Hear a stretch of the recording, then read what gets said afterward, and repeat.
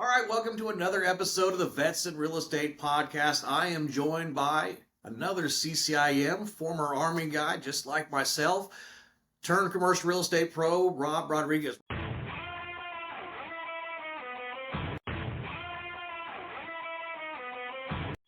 Rob, welcome to the show. Thanks. Awesome. Glad to be here. Yeah, so tell us what you did in the Army, Rob. Oh, that's a interesting story itself.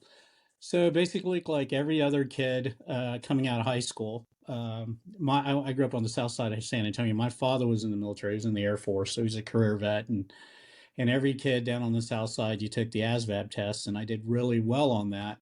And so the Navy guys were picking me up. They said, "Hey, you did really good on this. Do you want to be a nuclear engineer? You can be on a submarine." I said, "Hey, that's really good. I could do that." So I said, "Okay, we'll come down to South Park Mall and meet us at the recruiting station, and we'll talk. We'll talk about that. And we'll get you signed up." So Saturday morning, I'm down at South Park Mall. They tell me to be there at 9. Of course, I'm there at 8:55. Navy guys aren't opening an office. 9:15 rolls around. The Army guys roll out. And the Army guy says, "Hey, you waiting on the Navy guys?" And I said, "Yeah, I'm going to be a nuclear engineer. I just took the ASVAB, blah, blah, blah." And he said, "Oh, well, yeah, well, the Navy guys always get here late on Saturday. You want to come in for a soda?" And that was it. So I came into the recruiting station for a soda to get a free can of Coke. And he started talking about the Army. And he was like, "Hey, it's really cool. You like the outdoors?" And I said, "Yeah, that's really cool. It's really neat. Do you like to fire guns?" And I'm like, "Oh, I guess so. I'm from the south side of San Antonio. That's kind of cool." And he said, "Hey, do you want to jump out of planes?" I said, "Well, yeah, that sounds kind of cool." And then they said, "Well, do you like $2,000?" When I enlisted back then, $2,000 was a lot of money. And they said, "Well, have you ever heard of infantry? Have you decided to do that?" And I said, "Oh, yeah, that sounds really cool. Where do I sign up?" I said, "Well, you're 17 years old. We got to go talk to your dad, whatever." I said, "Okay, no problem. We can talk to my dad and he'll be okay with it because my dad was in the Air Force, career guy. My grandfather was in the Army. All my uncles were in the Army. I mean, I have relatives. They're still stretched out to the Army. I think we have one oddball, one Marine guy, but most of our guy, my dad was the Air Force guy." So we go home, talk to my dad. We're at the kitchen table, and my dad is pissed. I guess I can say pissed on this podcast. So he was pretty ticked off Said works. because my dad was he was an aircraft mechanic, so he fixed like F4 fighters, F-16s, things like that. His whole career, he gained that skill set, and he saw me come in the Army, especially something like infantry, because he knew what that was. Is like not a thing that I could really get the skills that I needed to actually get life after the military.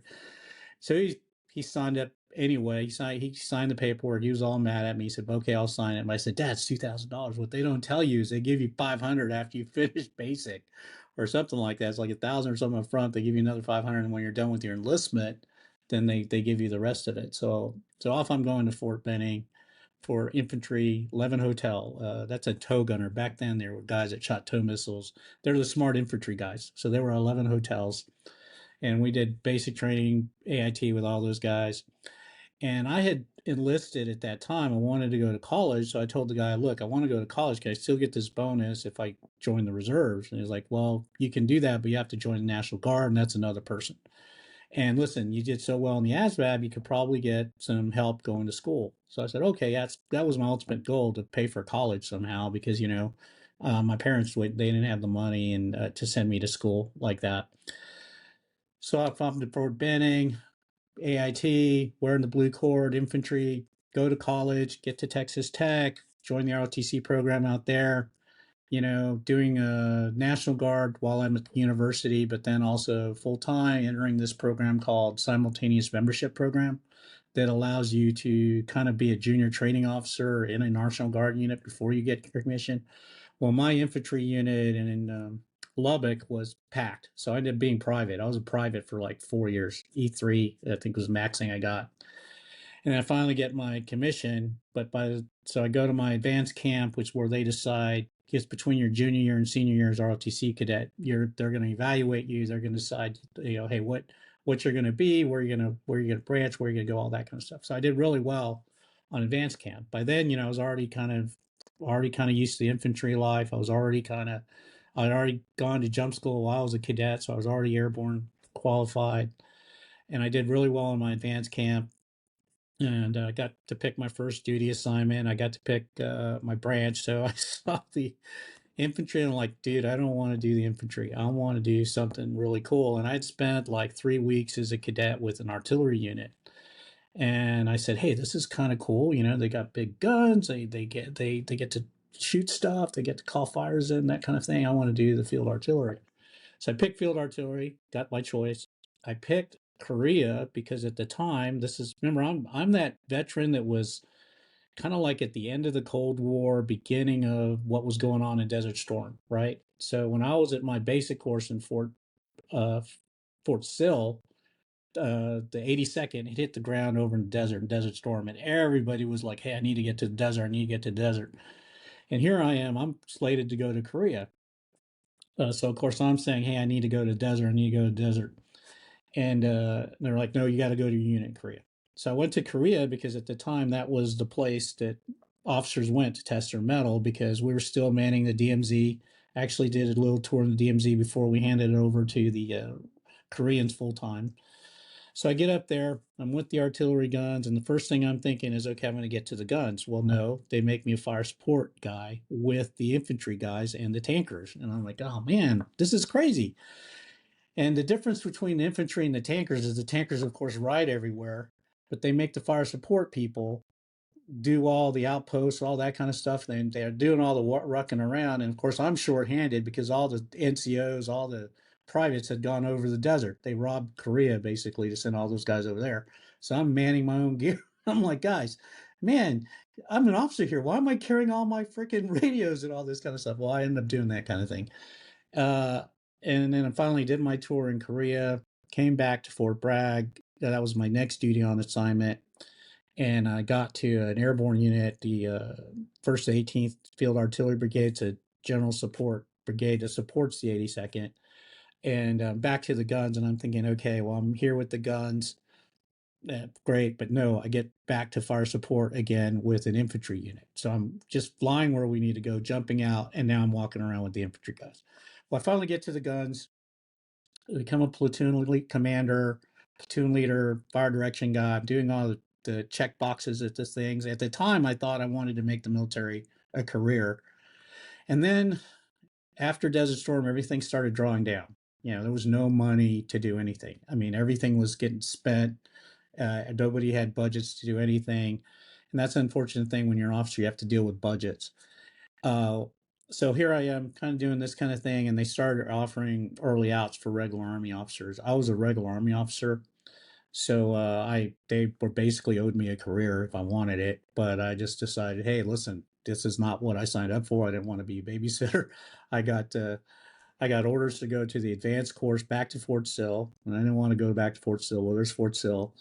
I just got married to my wife, Melinda, and and it was just like nuts. um, I married her right before I got deployed, and I told her, "Hey, listen, I'm about to leave. Let's get married. I'm going to get all these benefits and you can get benefits also." And off we go. October 1st, we go get married down in the courthouse, and I'm gone. I'm back 8 months later. She made me promise her a church wedding after I got back, and I said, "Okay, yeah, we're gonna have a church wedding. I don't know if I'm coming back." So there we go. I go off. I come back, and it's like church wedding time. So I married 2 times. So I took the money. I just said, they told me, hey, listen, we'll give you, I think it was like $14,000 to leave the military early. I had like 6 months left on my commitment to the Army. And I said, okay, well, I'll take that money. And I took that money, left military life, came back to San Antonio, really didn't know what I wanted to do, used the Hazelwood Act because I used my GI Bill to get my first degree. And then when you're an officer, you don't have GI Bill, you get the Hazelwood Act. So I used the Hazelwood Act to start going to school, working on a master's degree in something in the healthcare. I was thinking I wanted to be into medicine, or I wanted to do something like that. And my wife she's a physical therapist, so she had started up a little contracting company. They basically hire themselves out to hospitals or whatnot as physical therapists, and she needed help organizing that. So I kind of helped her do that. And in that process, got the entrepreneurial bug.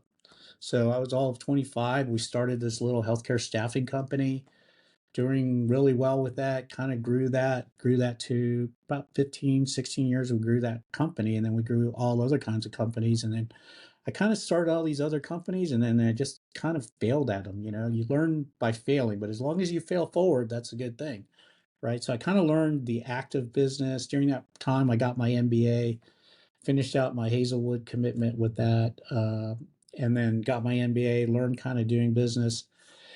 So you get to a point in a company where it starts running itself.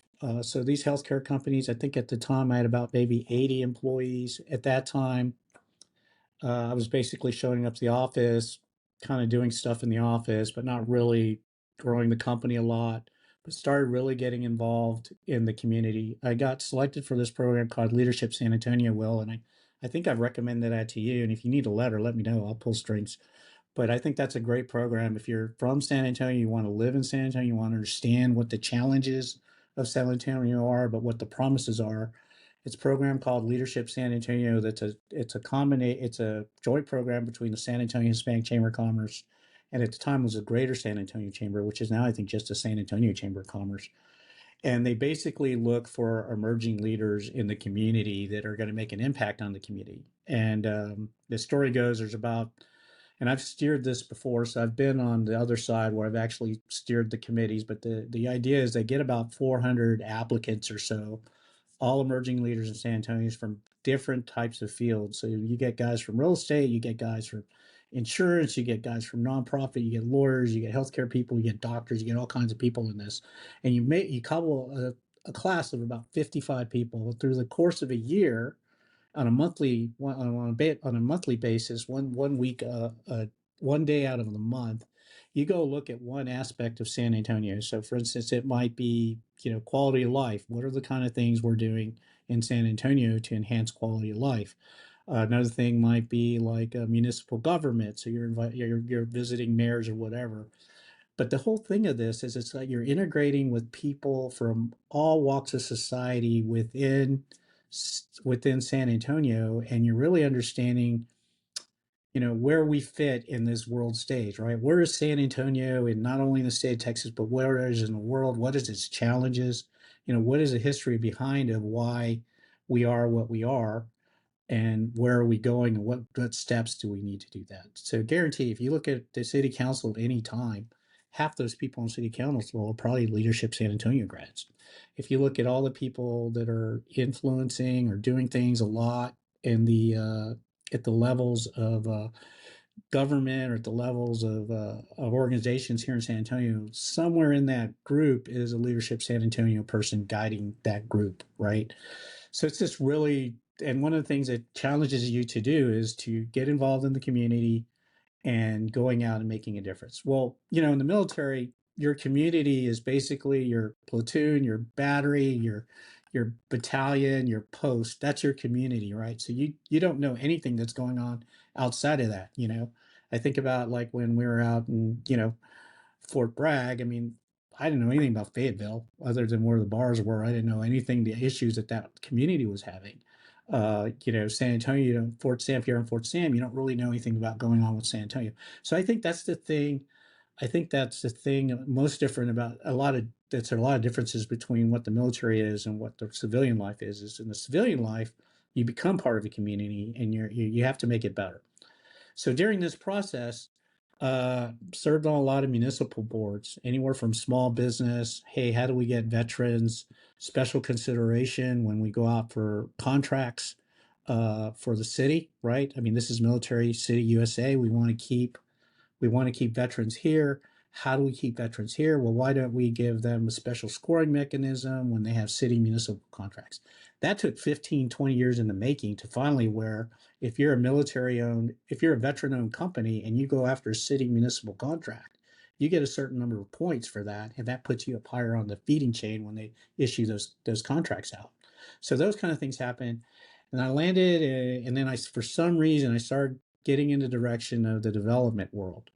First with some drainage committees. I was on a bond committee for that, capital improvement committees, things like that, culminating into chairman of the city's planning commission. So the planning commission, all the city has a plan of where things go. If there are adjustments to that plan, that goes through the planning commission.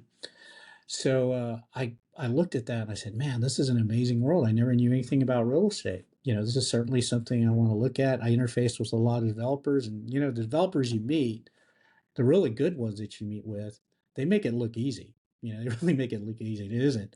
And I thought, okay, that's what I want to do. So by this time, I'd sold my companies. I'd taken them to the point where I could not take them anymore. And every company has a life cycle, right? It's the beginning, the little teeny years, and then it gets into be the teenager, and then you got the twilight years of a company, and then it starts declining. But we were kind of already kind of at that max, because I'd taken the company at this time. We had about 120 employees.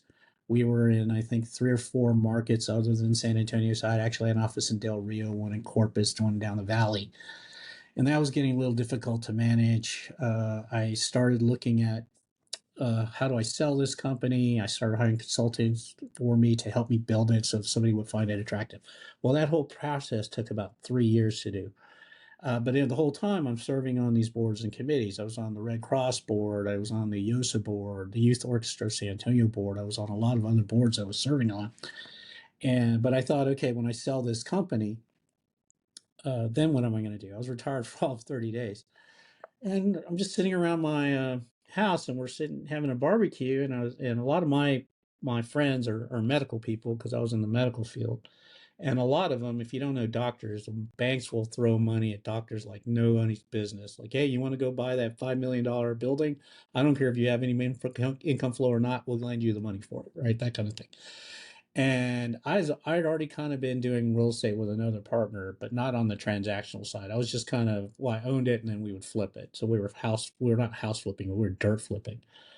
And I was talking about a deal that eventually became Walmart. We'd sold a piece of property to Walmart over on Topper One in Kitty Hawk. And my first my first realtor actually was Rav. Rav Singh? Yeah, he was my first realtor. So I ended up letting him go because he couldn't sell that property during the 2008 downturn. But but the point is, I got into this thing and I thought, okay, I want to be a developer, but before I do that, I need to be a real estate agent. But if I'm going to be a real estate agent, I want to be a commercial real estate agent, because I don't want to have anything to do with selling houses. That's so scary to me, selling houses.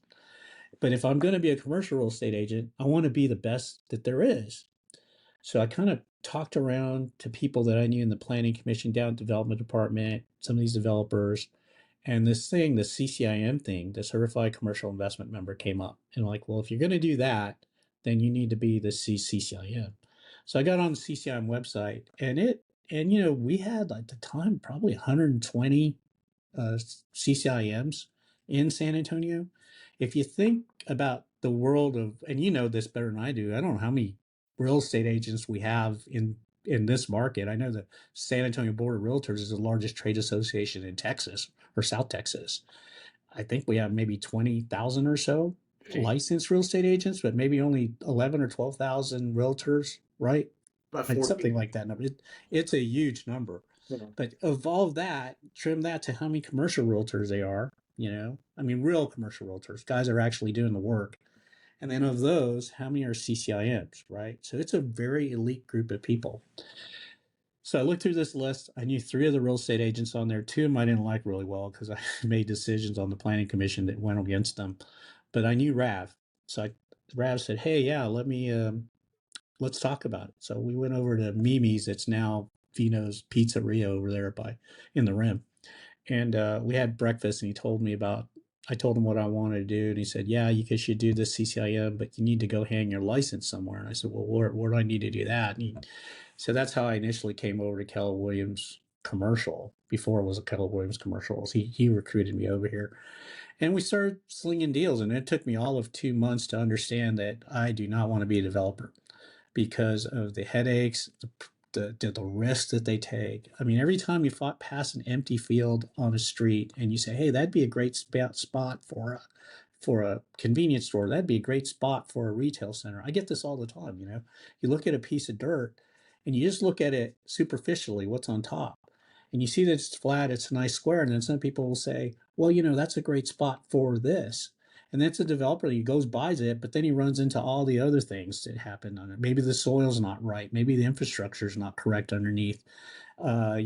Simple fact, the neighbor behind you, And I've had deals get killed because the neighbor behind you doesn't want a zoning change, right? And that neighbor has influence or pull over the city council person who has the final decision on whether or not this zoning gets changed or not.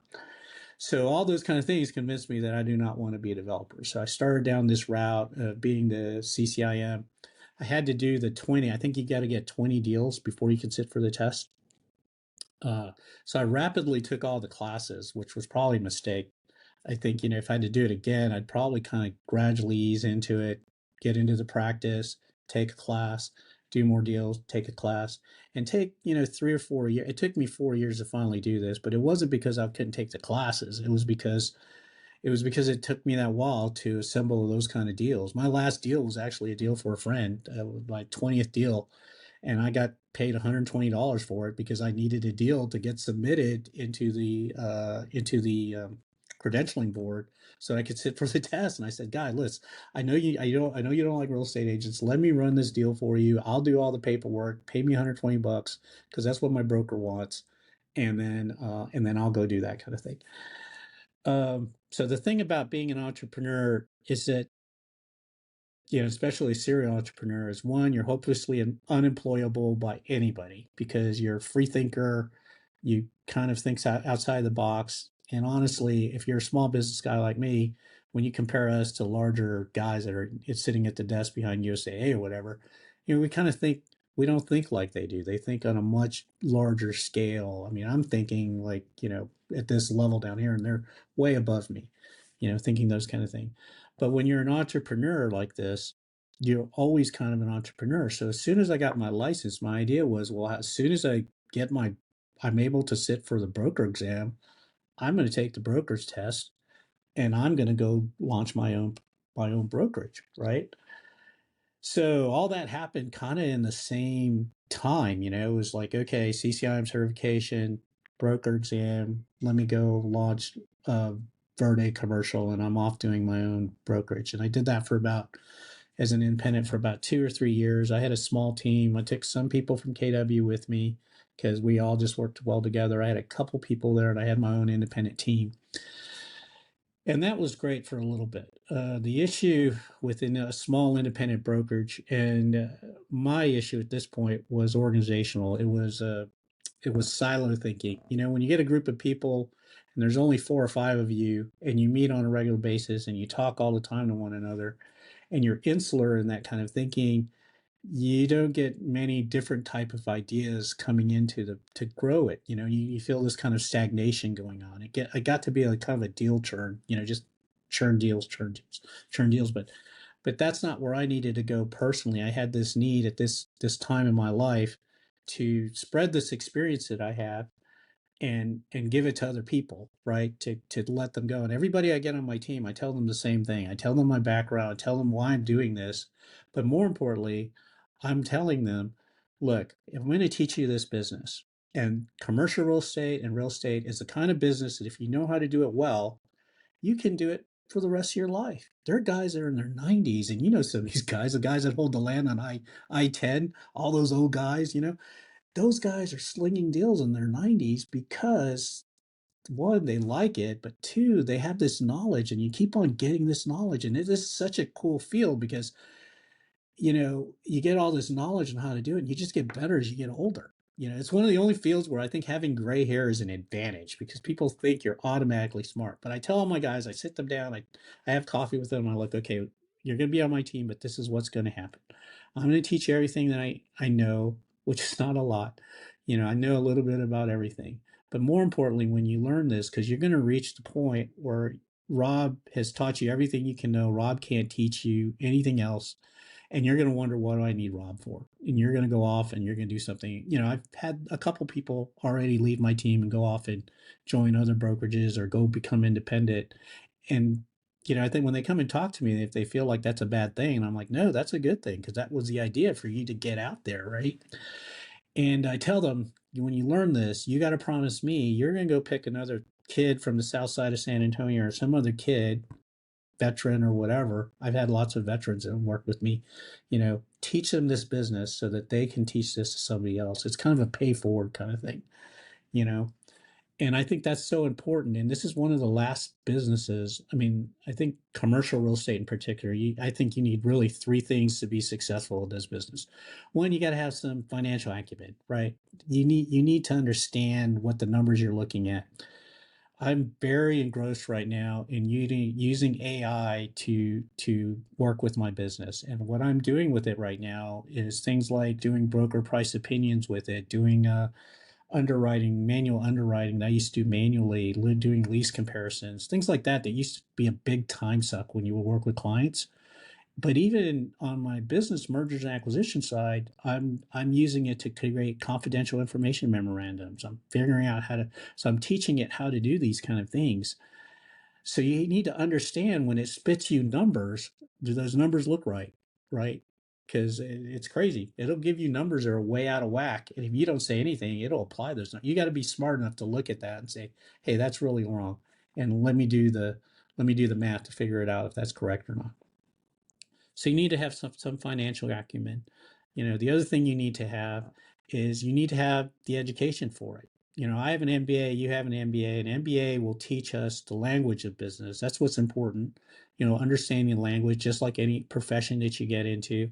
Commercial real estate, there's a language to it. Like when I call you on the phone and I tell you, hey, what's the NOI on this? What's the WALT? You understand what I'm talking about on that, right? Because we're speaking the same language. That's important to understand that. You need this formal education, but then also the theory in a bit of what our practice is. But it's not so much understanding the mathematics of it, it's understanding the levers of it, right?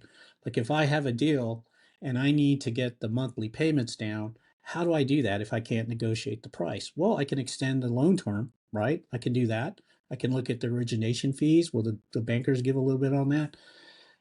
Different things like that on what moves the levers. So if you can understand those levers, and that only comes from formal education, because you got to get the formal education and you got to get out there and do the practice of the real estate, right? You got to have, and this is the last thing you need. You have to have an awesome mentor. You have to have somebody that teaches you the business, the act of it, not only the nitty gritty. Let's get on a whiteboard and figure out the math, or let's get on our calculators, figure out the math, but then also the soft part of it.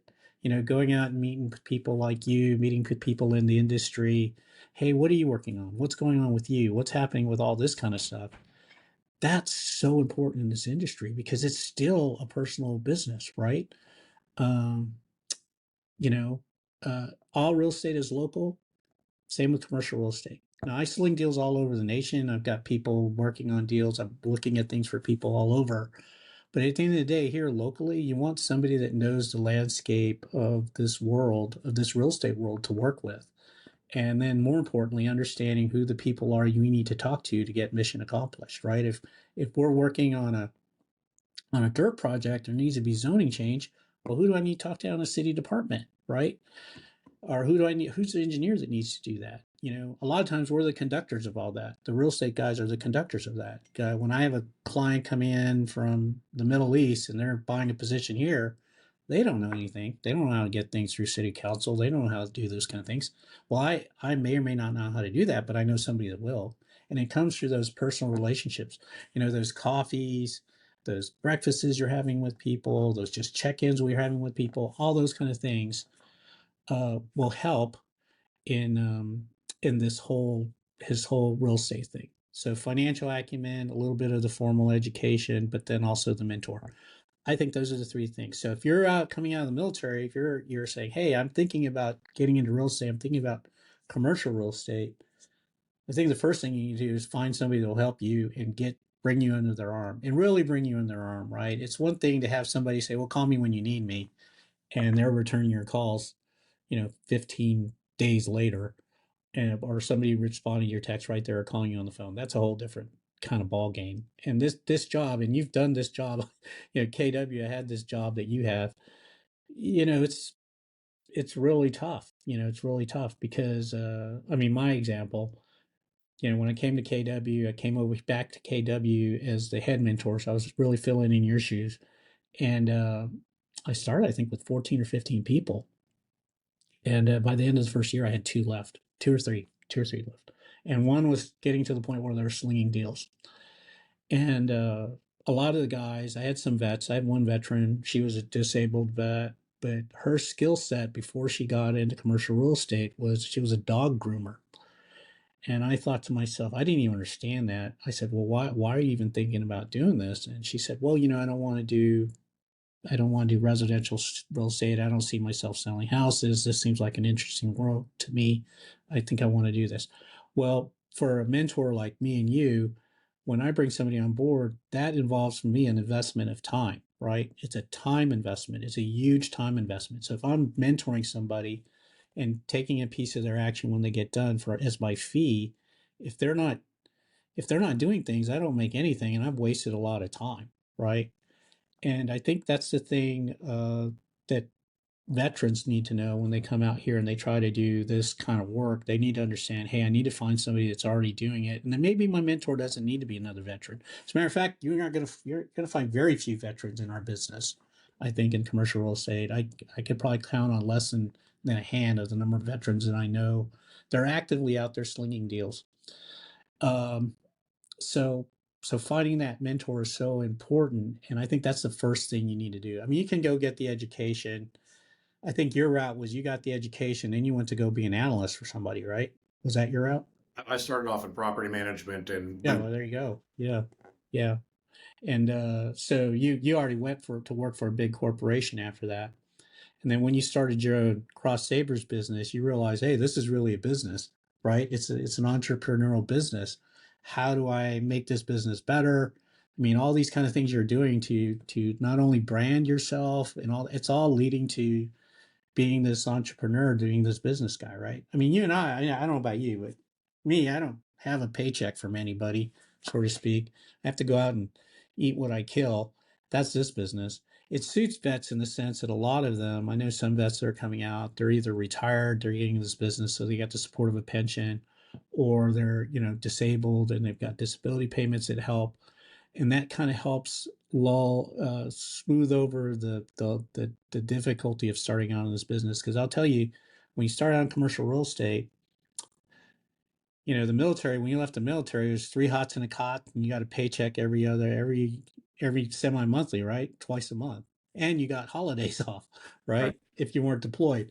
But this business isn't like that. I mean, it's such a timeline to get paid. Like if I put something if I go put something in a pipe today, if I got that thing closed in a year, that's pretty good, right? That's pretty good.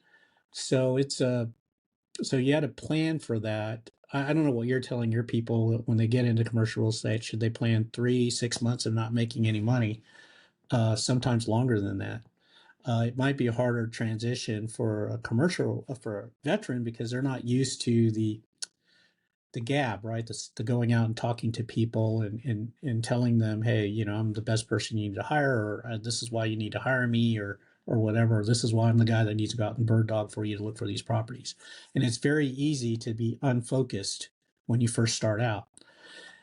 When you're in the military, you have an MOS. This is your MOS. You learn everything there is to learn about the MOS. You might cross train in other MOSs, but this is what you do. Commercial real estate, when you come out, it's just like, oh man, there's a lot that you can do. And I don't think what people don't understand about commercial real estate and that how it's fundamentally different than residential real estate. Our licenses are the same. I mean, we go and get the same license. You get a real estate sales associate license, or you get a broker's license. They don't distinguish between residential or commercial. The difference is the training, right? The training that you have. So when you go out there in commercial real estate, even in the world of commercial real estate, there's many different fields you can do. Like when we're CCIMs, we're trained to look at the investment quality of a property, right? The return on that, the tax consequences of selling it early, or what's the depreciation asset? What is it? That's what we're trained to do. How do we fund this thing to get a maximized return? There's guys out there that are doing tenant rep. They're just putting people into lease spaces out, right? And they're their language within their profession. There's things like tenant improvements. What's that? Triple nets. What's that? What's the other thing I heard the other day? Dark store provisions within a contract. What's that? all those kind of things that are going inside that aspect of commercial real estate. Even hotel guys, they have a different language. They talk about revenue value per day. They talk about ARVs. They talk about this kind of thing. C-store people, they're talking about rack rates. What are you paying for fuel costs? They talk about MDPs. Those things where the gas pumps are. Those are called MDPs. I didn't realize that. So those languages that people are speaking within commercial real estate, that if you can find something, if you've decided to do commercial real estate, but then within commercial real estate, find something that you like to do and you're going to focus in on and become the expert in that field, that can take a long time to do. But the sooner you can do it, the better off you are. Not because it's such an enormous field, like for instance, hotel people traditionally has been a good, decent market. But during COVID, you can imagine those guys weren't making any money at all. And if you can stomach not making money for 3 or 4 years, that's that world. But the benefit of that is you can focus and really focus on not only getting clients, but become subject matter on that. Like, well, I've always known you to be a focused person on the world of education, right? You're an educator. You're a guy a mentor, that kind of person. That's your jam. But I do know you do other deals on the side. You're slinging deals too, right? And I don't think we're ever going to stop slinging deals.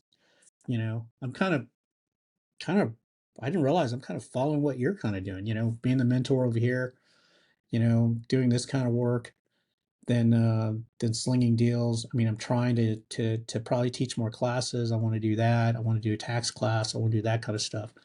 But it's not the money, for God's sakes. We're not making any money doing that stuff.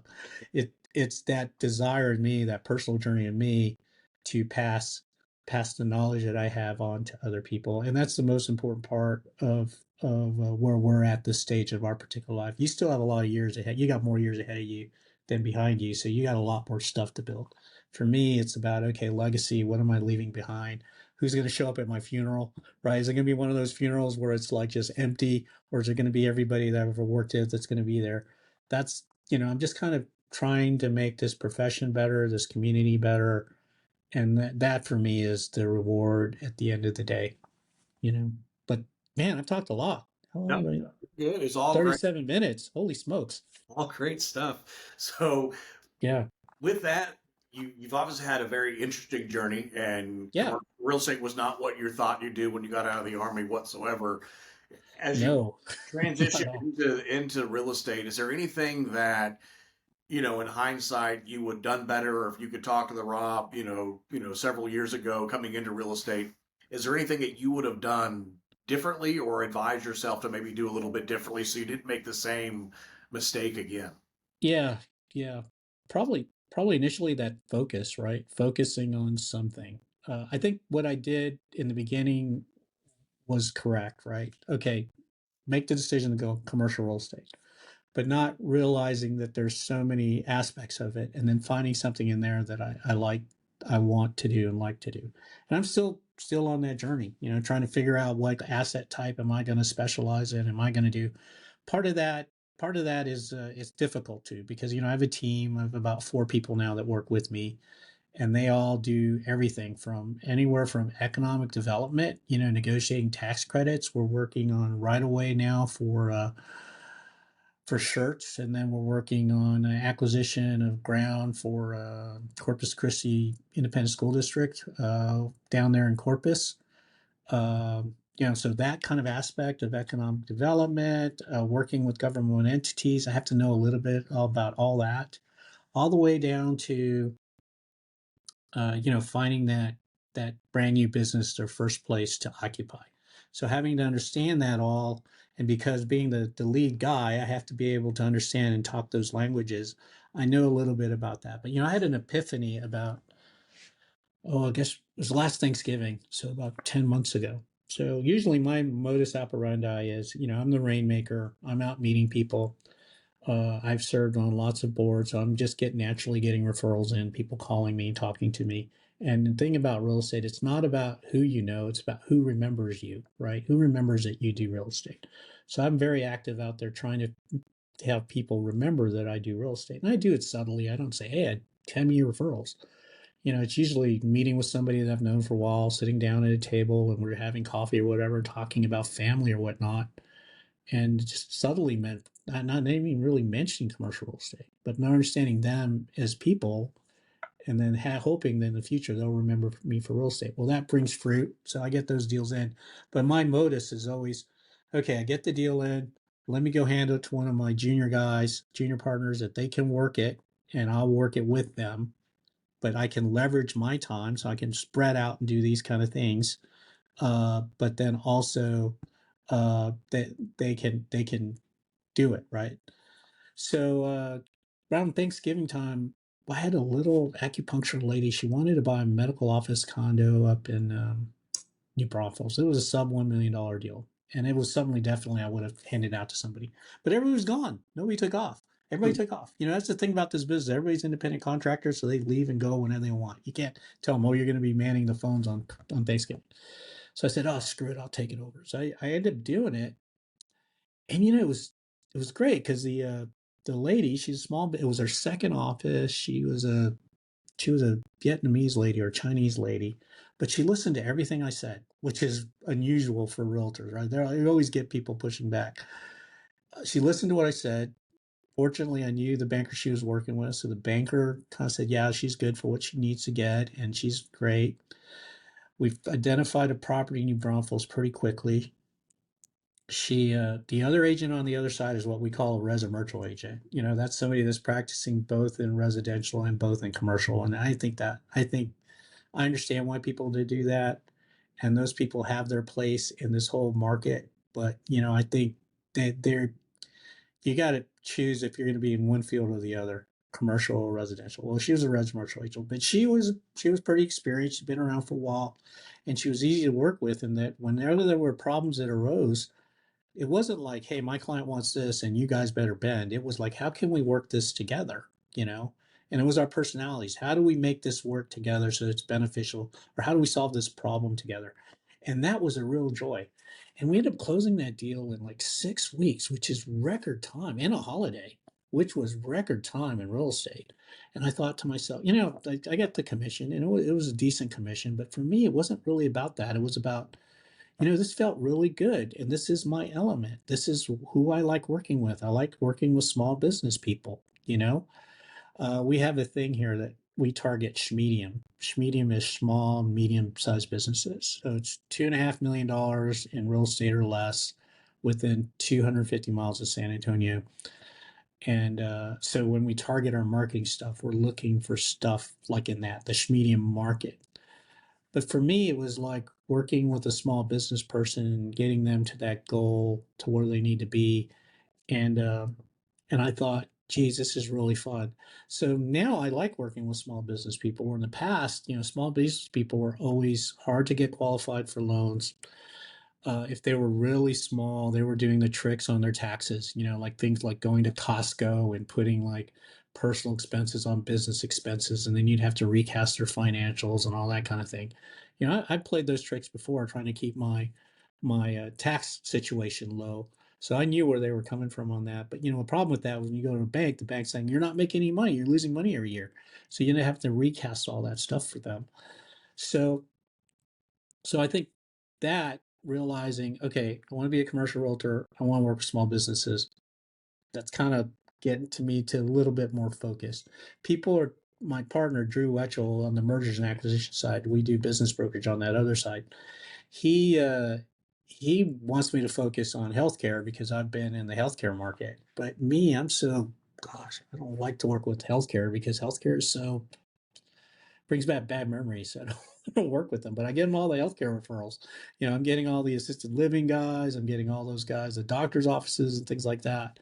So I'm working with those guys, but it's not my passion. My passion is really small business people.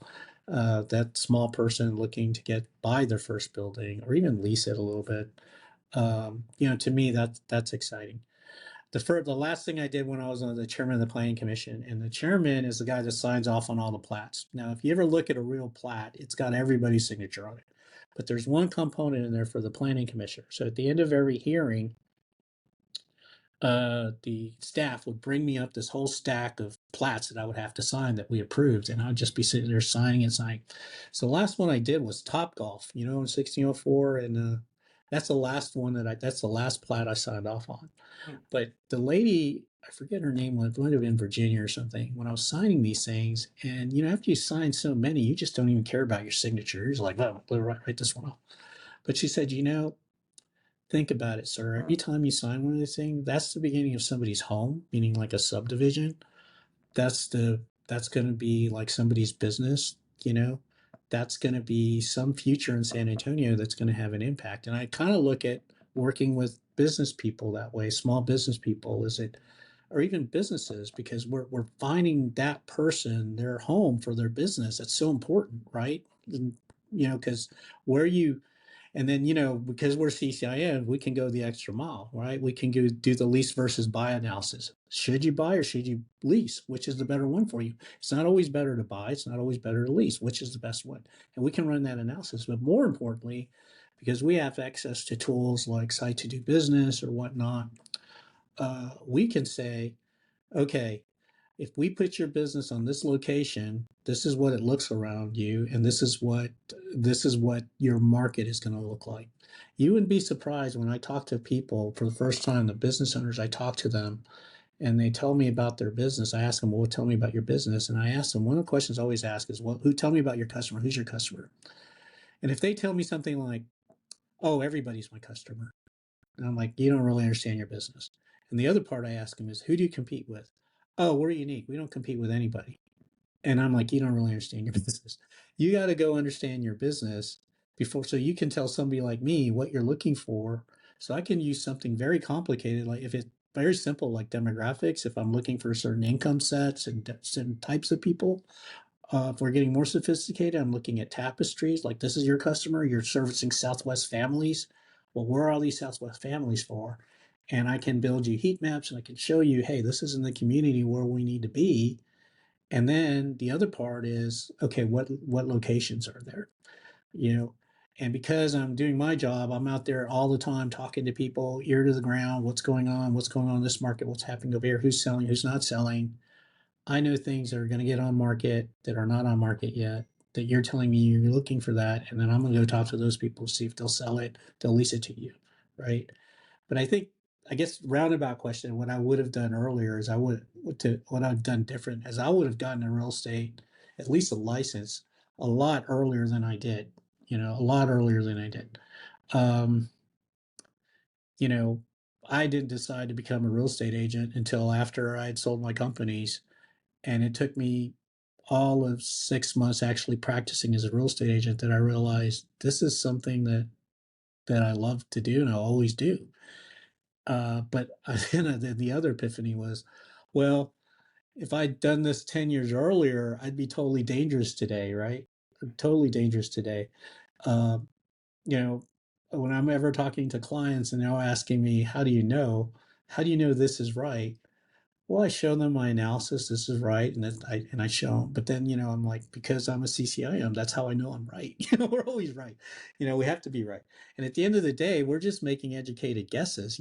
How the market's going to go, how things are going to go. But they're educated guesses. They're assumptions that we can prove. They're assumptions that that are gonna that are important to make because nobody can tell the future. Nobody has a crystal ball, but we can get close to that. Like I could tell you, interest rates they might dip a little bit, not a lot. They're not going to move at all. I don't think they'll move at all for at least the next 6 months. I think Powell is in there until he can't. He's not going to get forced out, and how that influences our business, and then how does that influence your holding cost on a particular property? We're going through all that right now. All the sins of 3 or 4 years ago, uh, you know, that of low interest rates, we're experiencing that right now, and people are seeing that. Also, I would tell somebody to have a pretty, I would have a, I didn't have this issue because I was flush with selling a company, so I didn't really have to worry about, oh, where's my next, how am I going to pay my mortgage, you know. But I think that's an issue for a lot of vets coming out is, okay, I've got my veteran pay, I've gotten into a house, now I've got to pay that, but how am I going to pay for everything else? You had to plan for that. I think that's something that a lot of vets should do when they get out, you know. Um, I got involved in a lot of activities in the realm of commercial real estate early on. So I became a member of REXA right away. I became a member of SABRE, but I didn't really get involved with the San Antonio Board of Realtors until 2, maybe 5 years of becoming a real estate agent. And then not realizing that wealth of knowledge that rests over there. As commercial agents, we're generally we're generally stuck up people in terms of our professions, right? Hey, and I think I was in the Sabre the other day, and they were telling me, yeah, it's CCIM snobbery, right? Like we're snobs because we're CCIMs or whatever. And but I think that wealth of knowledge that's inside the San Antonio Board of Realtors, I think a lot of people don't understand that, especially commercial realtors, because commercial realtors, they don't see a view for that. They don't see a need for that organization. Where I'm like, hey, man, that's just as important as what we're doing because what they're doing impacts what we're doing, right? Not only are they great referral sources, but then they're also people that are in our profession and they know a lot of stuff. They know like who's buying land. They know who's going to build something somewhere. They know what's coming up on the market, right?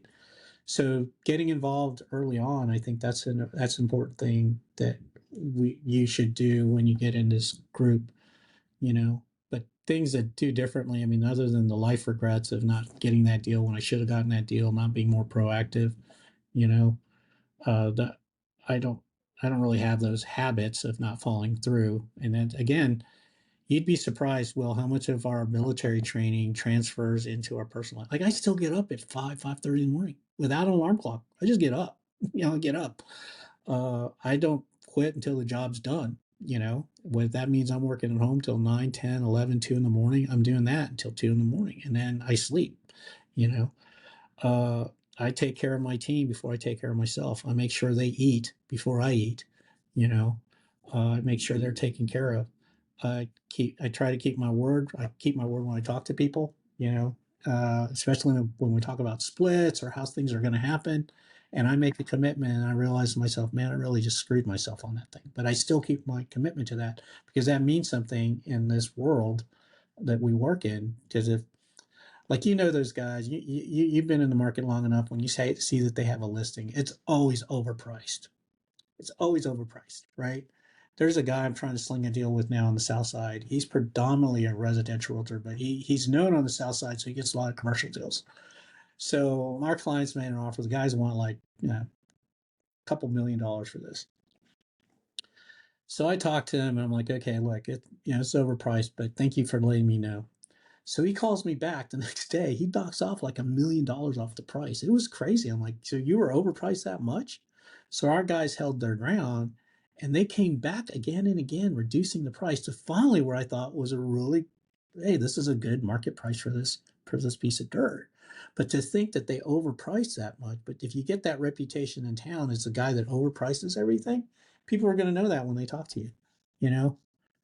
But that's the other thing, that our reputations that extends beyond our initial group is something that we don't really learn in the military that we learn out here, right? Like in the military, how your squad mates look at you, how your platoon look at you, that's great, right? But then nobody outside your company knows who you are or what you do, right? But out here, people know you and know what you do and know what you do and all this kind of stuff, right? But that's me. Yeah. How Well, long are you gonna be doing this? what's that? How long will you be doing real estate? We'll see till I can. But Rob, that's all great information. That is a lot that you Sure. shared and a lot for our viewers to digest. So we want to Yeah, thank you you. didn't say anything. All right, it was an easy interview. Yeah, Uh, yeah. but we thank you for your time, and we do get questions. So hopefully you're more than willing to jump in and reach out. And if our viewers wanted to find you, how can they track you down? Well, you can go to my website, azuladvisory.com. That's my mergers and acquisition business. And then my commercial real estate business is verdecommercial.com. All right. Yeah, Well, just do that. Yeah, you guys heard it. If you guys need to track down Rob, that's where to do it. Of course, you can always put comments in here, and I've got Rob's number. We can definitely track him down. Yeah. I'm For I'm always open for coffee, man. Just like they pay for the coffee. That's fine. We can talk about so, their deals. Rob, thank you so much. And again, if you like this episode, if you enjoyed it, feel free to give us a follow, give us a like, or share it with somebody you think would have some value from the episode. So again, Rob, thank you so much for your time. All right, man. Thanks.